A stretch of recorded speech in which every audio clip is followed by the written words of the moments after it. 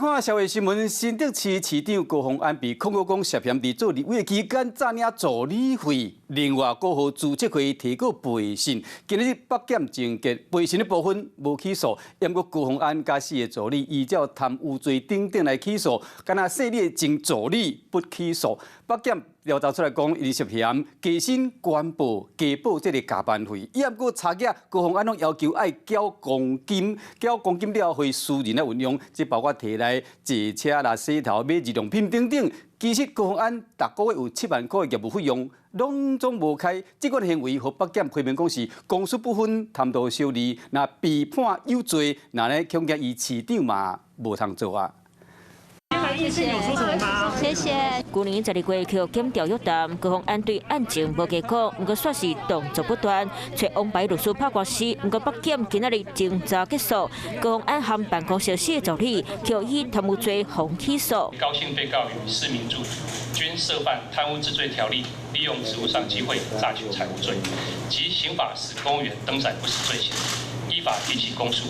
进前检方约谈高虹安的助理摕到小破资料，比对出高虹安和办公室4个助理，为2020年2月开始，加薪水保证权和乌白报加班费。不过加摕到的钱，高虹安所要求现要纳转来公积金，已经犯法。检方佮调查出小破内底唔敢若公务支出，佮看到打目睭顶唇、卫生棉、洗头等个人的私人费用，这阿里阿仔钱都超过46万。个人财力丰厚。 竟分毫不用上开问政费用，反而压榨其下属助理。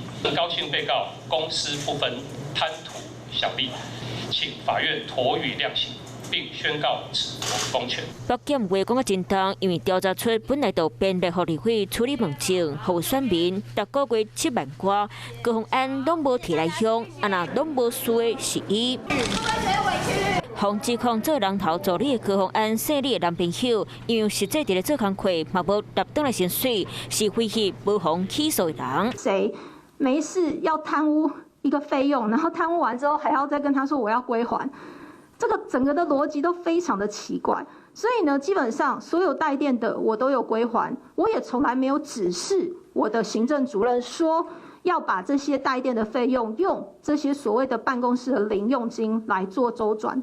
另外，进前主席会提过高虹安背信部分，无法度证有诈领出场的费用和造成损害，判无起诉处分。不管安怎，一审判关老罪。依法规定，市长的职务爱停职。